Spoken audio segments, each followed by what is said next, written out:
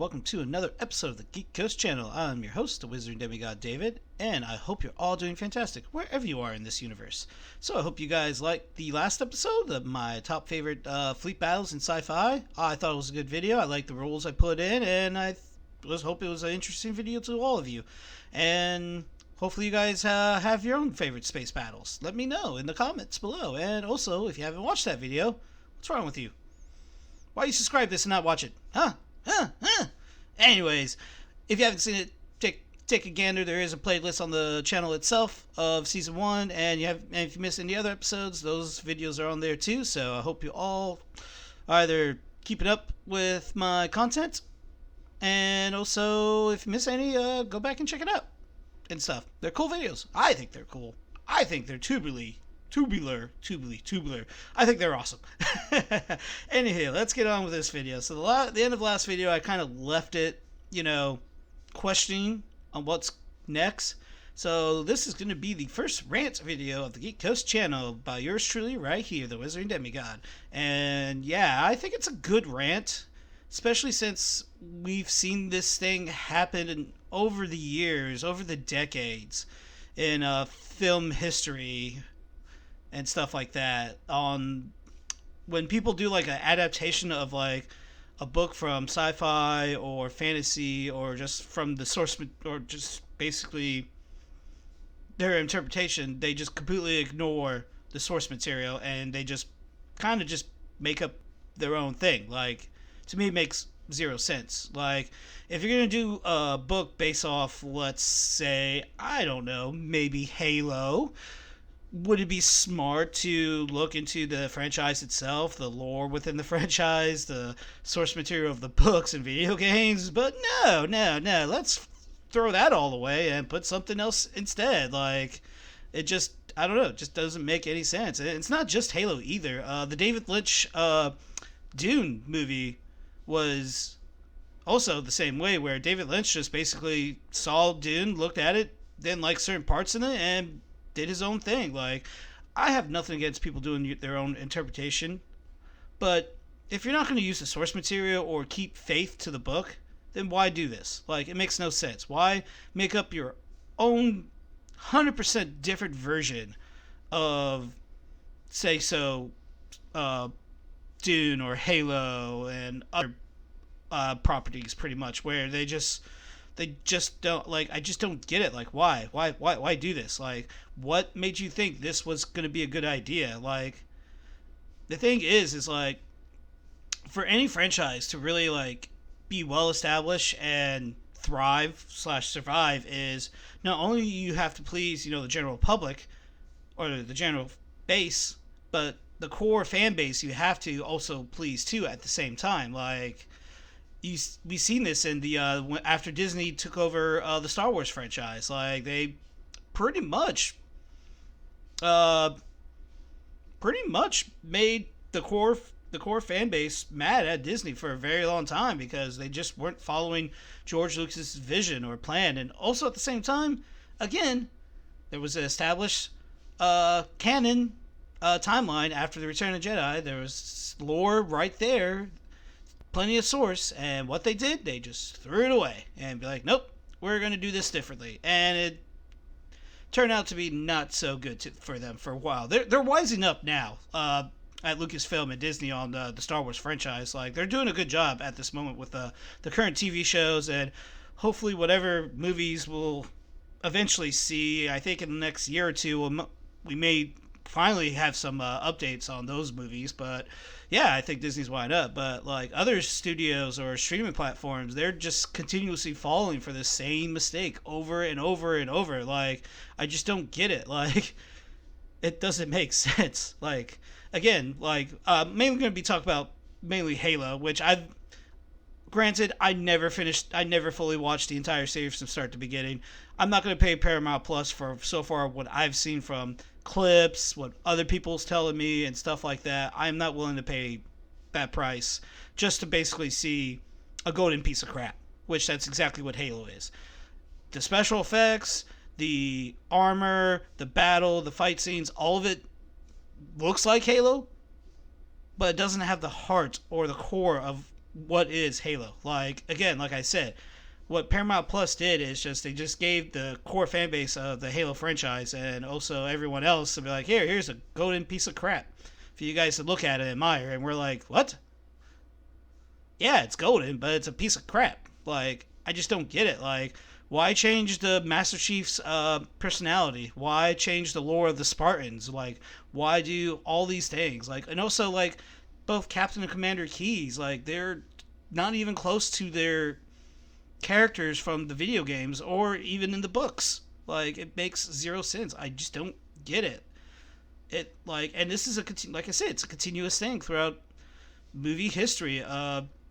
Studios and writers and producers that were like, hey, this book is pretty cool. Let's make this into a movie or a TV series. And then they'll look at it as like, well, this is not interesting to me, so I'm going to completely change it. Like, I don't get it. Like, what makes you think that if you're going to change something like, or change the core of what the book series or video game series or whatever franchise you are doing, why change the core of it? Like, it makes no sense. Like, again, I don't mind if different interpretations of it, but it needs to still keep the faith of, say so, source material or the franchise base of it, stuff like that. Like, perfect example, yet again, Peter Jackson with Lord of the Rings.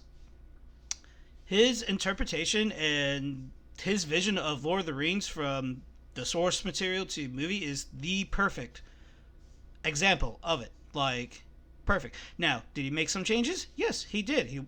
He thought that changed stuff here and there wouldn't hurt the source material and also the fan base, and he was technically right. Like, for instance, in Two Towers, the Battle of Helm's Deep, the elves in the books never showed up in Helm's Deep. It was just the Rohirrim with Aragorn, Legolas, and Gimli, and that's it. No elves at all were in that battle in the book. But I did like his idea of like having the elves in there just to show that, hey, the elves are also still fighting the evil of Sauron, which in the books they were. Like, I think you have to like read through the appendix in the, I want to say, the Return of the King, that a lot of the elvish armies were teaming up with the other races, such as the dwarves, and they were fighting Sauron in the northern parts of Middle Earth, and they just could not help, men. So the men actually had to stand up and fight for themselves. Like I said, in the books, in the movies, yeah, I like that idea. Like seeing the elves in combat in that battle is actually really cool and stuff. But again, it's just like I said, that's a perfect example, and I don't get why studios and streaming platforms can just like look at it and be like, hey, this is a good example. Let's follow this example and make sure we do it right. Let's follow the source material. Let's follow. Like, I just don't get it. Like, changed characters so much. Like I said, like Master Chief, like in one scene that I think I saw, or a clip I saw, where he confronts Halsey about him being abducted and he was going to be attacked and he's going to attack Halsey, and I'm like, that's not Master Chief in the books. Master Chief in the books actually respected Halsey. He actually later on, like, was he probably, if I don't remember if he was like regret or mad at her at some point in his life, but eventually he grew fond and respect of her because she gave him a purpose in life. And yeah, getting abducted and being conscripted into a military that's going to turn you into super soldier is kind of screwed up, but hey, it gave him a purpose, right? But yeah, no, and just like change that. And also like the whole like Hindenburg chip or memory losing chip or whatever it is, like that was never in the books. Never. Not once. So why put it in there in the first place if it was never in there? Like, it makes no sense. Like, I just don't understand it. And also, Halsey was a bit weird. Cortana, I feel like they did pretty right from what I've seen, which that's the one major issue everyone had when the show was first coming out or the trailers were showing. It was like everyone hated how Cortana looked. And yet, Cortana was probably the only one they got right. Like, again, Captain and Commander Keys, totally wrong. Totally wrong. Like, it doesn't even feel like their characters, like Commander Keys, which I think is the daughter, she was, tactical and also very aggressive commanding officer in the UNSC. Like, she in the books, and also, well, if I think she appears in the books, I'm not 100% sure, but at least in the video games, like, she pretty much is a headstrong person and is willing to fight if she has to. And also her dad, Captain Keyes, he was a longtime strategic ship captain that he was like one of the few captains to go one-on-one with the Covenant and survive and wins. He won a battle with a tiny little ship against one of their big ships, but we just don't get that in this series. Like, again, it's just bad. And again, also go back to the David Lynch Dune. Like, the way he butchered that, like, the first half of that book just doesn't make any sense. And also the whole weirding way where it's like a voice attack. The weirding way is actually a martial arts stat or fighting style by the Bene Gesserit, or the Bene Gesserits. Ugh, sorry guys. And to do that differently doesn't make any sense and stuff like that. Now, granted, there is still some good parts about the original Dune for the time it came out, but again, it's not completely faithful to the books. And same with Halo, not completely faithful to the franchise itself. And also early on with Star Wars, with Disney, not completely faithful to George Lucas's dreams or vision of Star Wars, and also everybody else that contributed to making what Star Wars is. And Disney itself, failed in that too. And we do see it in like some of the comic books too, like the X-Men series or the X-Men movie franchise. Like, they did it so weird and so wrong that even they have to retcon themselves like a couple times. Like, just follow the comics. It's not that hard. You have the source material right there, easy access. It's called the internet or a bookstore or a comic book store. It's easy. Go in there, look at the source material, and be like, that would be a cool scene. Let's make sure we do it right instead of doing whatever blah garbage. Like, Fox screwed up the Dark Phoenix storyline twice in two different like movies timelines or whatever. Like, it just doesn't make sense. It doesn't. And Marvel Studios also kind of, in a sense, here and there did change up a few things, some of there, but they're just not like noticeably like, oh, this is bad or this is wrong kind of thing here and there. And they did eventually like wise up too, like, all right, we can actually make these villains base off their comic book origins or their lore and franchises and stuff like that.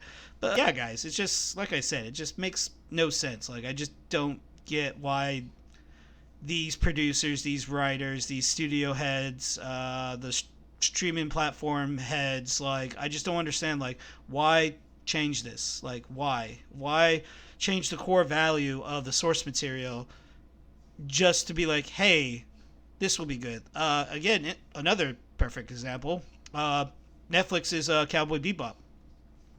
They changed quite a bit and from the source material, especially with Vicious and Julia.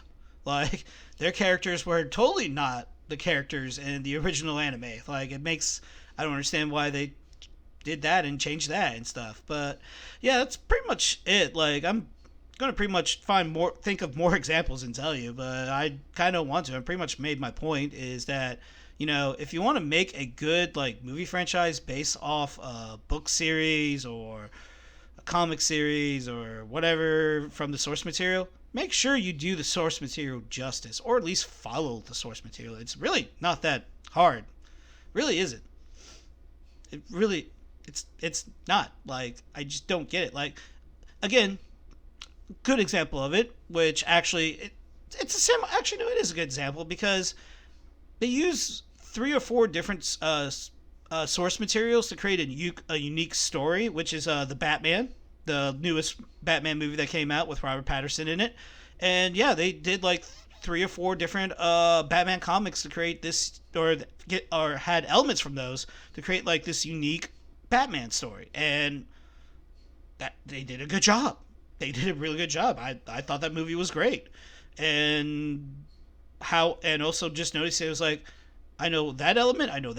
Wow, I'm like, wow, they just made these elements into a unique story. But yeah, it's just, like I said, like, these people that just decide they want to throw away the source material and do their own thing, it's That's not how you're going to be successful in doing stuff like that. And also, you're just gonna get the core fan base just mad at you, and also eventually the studio too. So stuff like that. Well, guys, like I said, I can keep on going on this topic. I feel like I can make this like a 30 to an hour video, but I kind of want to. I think I got my point across, and yeah, it's just like I said, I just don't get why. Like, but like I said, also there's still some hope. There, some of these studios are wising up and like, okay, we made a mistake. We need to fix this, kind of deal. So, but yeah, guys. So if you enjoyed this rant video, let me know. I may do some more depending on if you guys like it, or if I feel like there's something I need to rant about. And also, if you do enjoy this content that I'm doing, and also enjoying what I've been doing so far, give this video a like, leave a comment on, you know, what movie or TV series that you thought that they did it wrong, and we can talk about and discuss about it and stuff like that. So, anywho, guys, I hope you're all doing great. I hope you're all doing fantastic. I hope you enjoy your night or your day, wherever you are in the universe or on this world or whatever different timeline we're in these days. And as always, my friends, stay geeky.